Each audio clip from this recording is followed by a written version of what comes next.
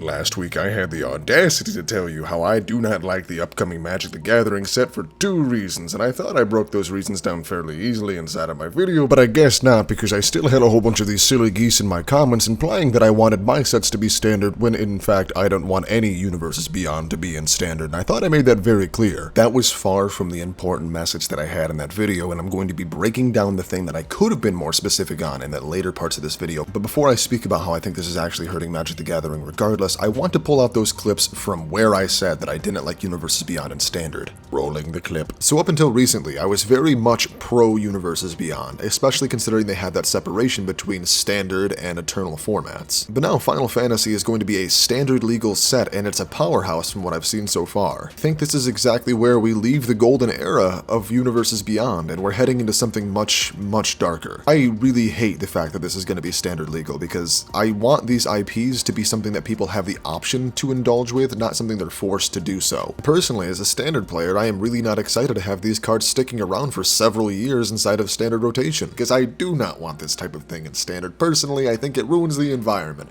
Keep it in Eternal formats only, if you ask me. Good job, Past Sandy. You did a wonderful job of demonstrating this point that I just don't want them inside of standard, and I want them to be inside of Eternal formats, and that does include the sets that I like too, because I don't want you to have to play with Fallout crap if you don't like Fallout crap. My whole philosophy boils down to, if you're playing a standard hand of the base version of a game, what do you expect to see in something called Magic the Gathering? For a lot of people, that means something specifically. To a lot of you newer players who are just coming in because of Commander, well, let me tell you, it's a little bit different than all the Universes Beyond wacky stuff. I'm going to give you a different hypothetical, and maybe it'll make more sense. Picture that you and I are sitting down for a hand of Pokemon TCG. I personally don't like that TCG too much, but let's say we're playing it for hypothetical sake. On your side of the board, in your active position, you have a Pikachu. This is a fun card for you. You're getting ready to enjoy this game of Pokemon. On my side of the board, in my active position, I have Exodia the Forbidden One. We are playing a game of Pokemon, but I can assure you this particular version of Exodia the Forbidden One is perfectly Pokemon legal.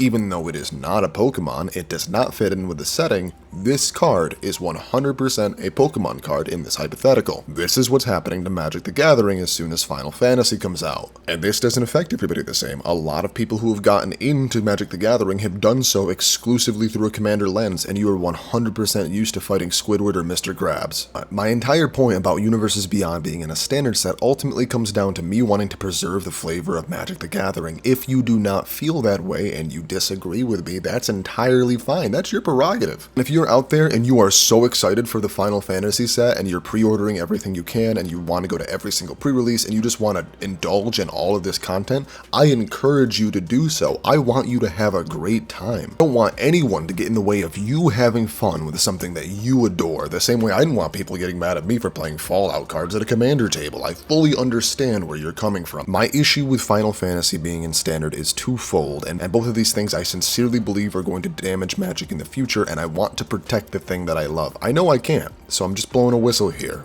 But these are my concerns. The first piece about having Final Fantasy inside of a standard set is to do exactly what it is doing, and it is getting people who would not play standard Magic to play standard Magic by appealing to some IP that they like. They're projecting record profits on this set, which is going to be a record amount of turnout to pre-release, where we're going to be making a pseudo-standard environment, and it's going to be a lot of fun. I'm excited for that aspect. It's going to be a period of time here where we're going to see more people playing standard than ever before. I believe that with my heart of hearts, and in that way I am ecstatic because I want more people to play standard with. Boy, do I love Commander, but I love playing more than one game mode. So I just admitted this is probably going to lead to inflated numbers in standard. How could this possibly be a bad thing? And it's because it's unsustainable. This type of profit is going to make a whole bunch of people try Magic the Gathering for the first time. I'm 100% confident we're going to see new blood in the game, and standard is not for everyone. Standard is a game that pisses people off a lot more than Commander will because it's a lot less chill. Combine that with the relative power of this set that's coming out, because this Final Fantasy set has some really strong cards, and it's going to allow people who have a deck that's consisting mostly, if not entirely, of Final Fantasy to have a very good competitive advantage versus those who don't. This won't be enough to say that all the decks are going to be Final Fantasy themed or that Final Fantasy is going to be mandatory in order to have a competitive deck, but it is going to have a very strong push on the meta. Because of that, players no longer have the ability to just avoid the Universes Beyond products. They are forced to confront them head on no matter what format they're going to be playing, because they are now in every format. That alone is going to have an exodus of players from the game, as it did with Commander when Universes Beyond became a Commander staple and you saw these other universe type characters coming through. It burnt a lot of people out because they like the Magic lore, and that's just the first part of a perfect storm. Not only is Universes Beyond now in Standard, but it's taken up a release slot for all of the dedicated fans who are excited for the next Magic set to come out. Now it's a set that they have to engage with, the Universes Beyond that they may not have any connection to. It's certainly not Magic like they're used to, and the worst part of all, it's coming with an inflated price tag. Try to view it through that perspective for a moment. You've been playing Magic for a very long time, and now you have the option of either not being competitively viable and skipping out on a set, or you can pay an inflated price tag in order to remain competitively viable with non-Magic Magic cards. If you're into the lore of Magic the Gathering, then this set isn't for you. It has absolutely nothing to do with the lore you've been following for the last 20-something years. I think it's understandable. A lot of people might be dropping ship after 2 decades to be treated this way. So just to recap before we go another layer deeper, because this has an even larger, even more devastating effect. Factors in play is there will be an influx of new players for the first ever Universes Beyond Standard set. There is going to be an inflated price tag, and longtime players have a high possibility of feeling alienated by the set. Since it is a main set, you cannot simply sit it out if you want to remain competitively viable in a standard game. If you do decide to sit it out, you will be waiting months for another set for a game that you potentially adore. So let's take all this information and scale out to a macro view now. What does this mean for the game in general on a much wider lens? It means in the short term, we're going to have an absolute flood of players for all formats. We're going to see record profits. Hasbro is going to be super happy that Wizards of the Coast is making so much money. And then what happens next? The biggest issue is that this cannot sustain forever. The money will stop. Line does not go up forever. How many people do you think from the influx of Final Fantasy players are going to be sticking around for the next set?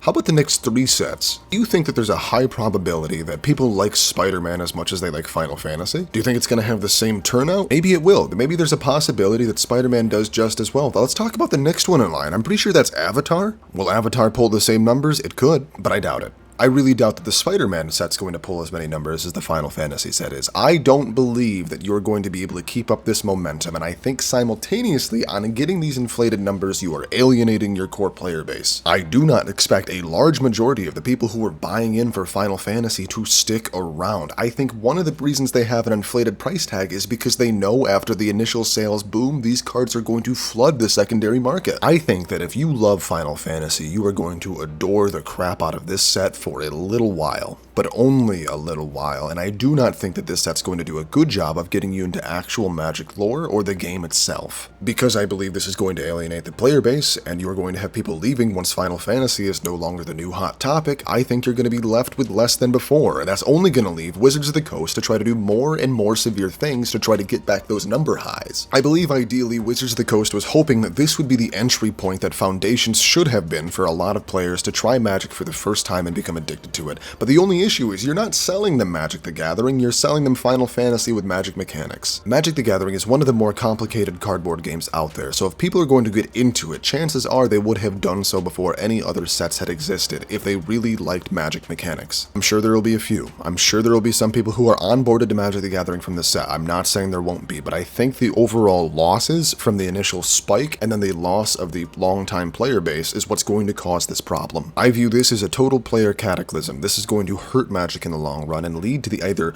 doubling down into the Universes Beyond or what I expect to backpedal and try to never do this again. I'm really hoping it's that one because I do believe Universes Beyond should only be in Eternal formats. But let's go ahead and say that I'm an idiot and I'm wrong about everything I'm expecting to happen, and let's just focus on the one true bad thing I think we could all agree is bad. And that's no matter how you look at it, at least initially, this set is inflated in price and that hurts the consumer and benefits the company. I don't think they should spike the price on a standard set that people like. I don't think they should spike the price on pre-releases that people like. I don't think that they should spike the price on colorful cardboard no matter what the reasoning is. I don't care what you put as the price for anything that's outside of the main set, anything that's entirely optional and does not affect gameplay of your average person, but the moment you add an inflated price tag to something that people are going to have to either interact with or go without and have a disadvantage, then there's something wrong with this system. And just to be entirely clear, I'm upset when they do this with the Eternal formats too. I'm upset when you have a secret layer commander that has a unique ability that's very powerful or a lot of fun that you can only get by buying that specific secret lair or buying it in the secondary market as a single. There's a lot of people justifying the inflated cost because, well, the IP cost a lot, getting the licensing cost a lot, but that's not an acceptable reason. If it's going to be a mainstay product, then it shouldn't have an inflated price, and if you couldn't have done it without elevating the price, then you shouldn't have done it at all. These are not radical thoughts. These are consumer-friendly thoughts. We are verging on pay to win, and I know card games kind of innately are because some cards will be rarer than others, but they are literally locking power behind paywall. I want you to sit here and say it out loud with me. The MSRP of a play booster for Final Fantasy is $6.99, and that is lunch. That is lunch money. Standard Edition Commander set is running MSRP of $69.99 for a single Commander deck. No matter how you twist it, these inflated prices are not because they couldn't afford it. They are not because the IP was expensive. They are here to milk you for every cent you are worth. These are malicious and motivated by greed. And pee-pee poo-poo pants. But finally, I do want to talk about a few things now that I've actually gotten to get my hands on the set and play it inside of a constructed environment. Well, that was a pre-release, so it's not a perfect standard one-to-one. I will say the set itself does play very well. There are a lot of interesting ways to build your decks inside of the Final Fantasy set. It's a lot of fun. I saw people take a lot of different angles with it, which is a lot of fun because especially at a pre-release with a limited pool, you tend to see a lot of the same decks. I didn't see somebody running the same thing once,